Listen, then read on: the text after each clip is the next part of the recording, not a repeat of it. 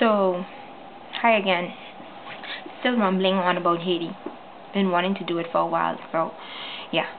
This time though, we're talking about education, lack thereof, and need of. Before the earthquake, the education system in Haiti was not the best. Well, I take that back. Well, no, I don't take it back. Okay, let me explain. The education system in Haiti is a very good one on paper. On paper. However, practically, is that a word? Well, yeah, it doesn't work. The first issue I have with the education system is I think that they should go back to where French is the official. Well, okay, so French is one of the official languages. We have two official languages, right? Creole and French, not English, right? My thing is, take Creole out of the school system. I know a lot of people are going to be upset about it or offended or whatever, but this is my opinion, so suck it up. Take Creole out of the school system, and the reason why I say that is Creole, although it's a very beautiful language and I love it, is not a very commercial language. When I say commercial, I'm saying you can't really do much with Creole. French, on the other hand, Canada, the US, Europe, you have several Caribbean countries, you have all over the world, French is recognized. You can't go wrong with it.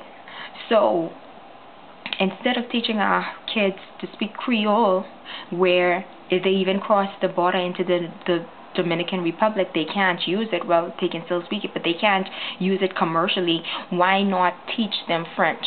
Because they will never lose the Creole. We're never going to lose the Creole. You speak Creole at home with your parents in the streets at home, but make French the official taught language, like where you would teach. That way, if they were to migrate to another country, at least they have that language. They have the basics of that language. I'm talking about French. They have the basics of French to get along. But if you're teaching them Creole and they migrate somewhere, where are they going to use that? Only in the Haitian community. So that's my number one issue. My second issue is, in 10 years, we can actually educate the entire population. Yes, I think it's possible. And this is how I think it'll be possible.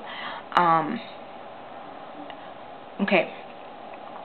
If you have a national program where all of the aid that's coming in, you actually reserve, and I think this should be done for every aid, every help, every type of funding that the Haitian government gets, I think 20% of it should go into the education reserve. Why? Because without education, a country is basically nothing. So if we put in 20% of whatever income that comes into the country and we put it into the education reserve, we will be a force to reckon with in 10 years. So that's point number 2. Point number 3, a national education system where, I know again a lot of people will not agree with this, but you make it mandatory that people go to school. Yeah, you make it mandatory that people go to school. Everybody goes to school until they get a certificate, a diploma, a degree, whatever it is. But high school level education should be a must. High school level education should be a must, and I'm not going to say a degree, but a certificate or a diploma in anything else should also be a must. So that's my thing. Everybody should be able to graduate from high school, and it should be mandatory, whether you want to or not. That's how it. If we do that, then we'll have an educated citizenship. So how are we going to do that? Well, first of all, in 10 years, I know I'm just saying it and it may not actually work, but Here's my suggestion. So if you have kids, let's say, oh, and the other thing is, I think we should put up the age, the school leaving age. I think it's 16. It may even be 14. I'm not sure.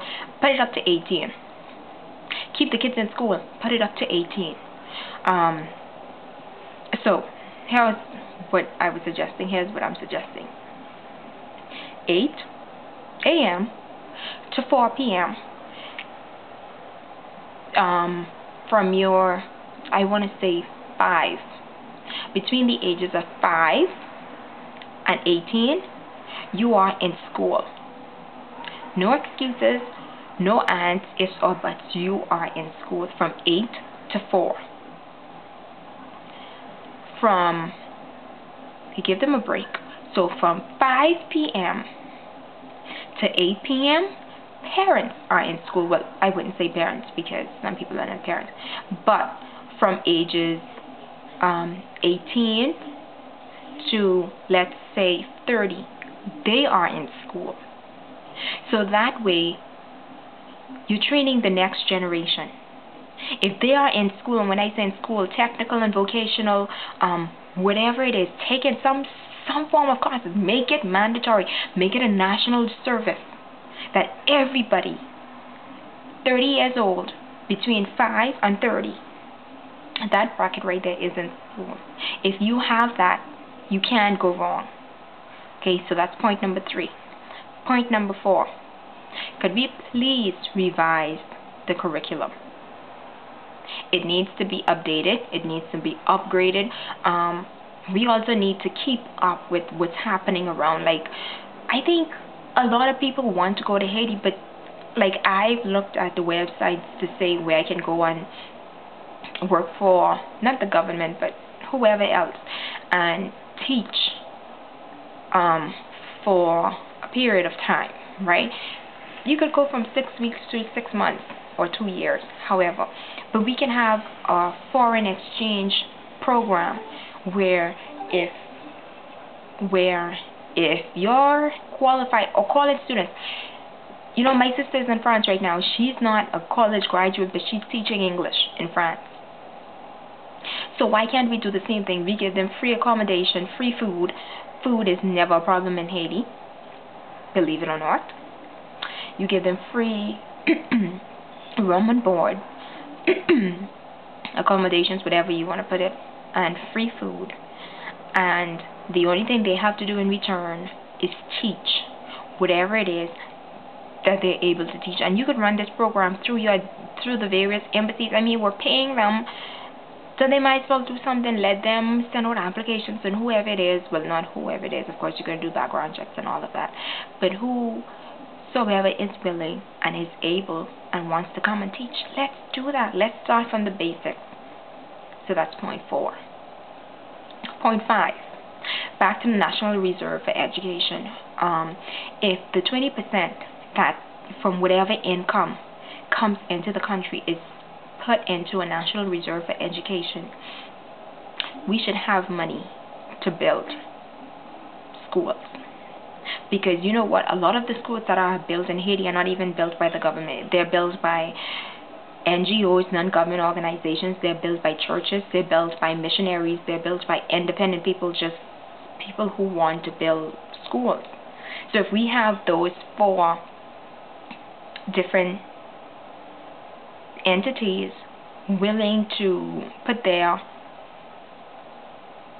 work where their mouth is, we can be the top country in not just the Caribbean, but we could even, like, we could be up there. We could battle it out, because Haitians are brilliant people, and there is no reason why we should be at the bottom. We shouldn't even be there. Like, the slaves were better off than we were. I mean, not in the sense that they were slaves, but that they were more organized. There were schools. There were the education system was good.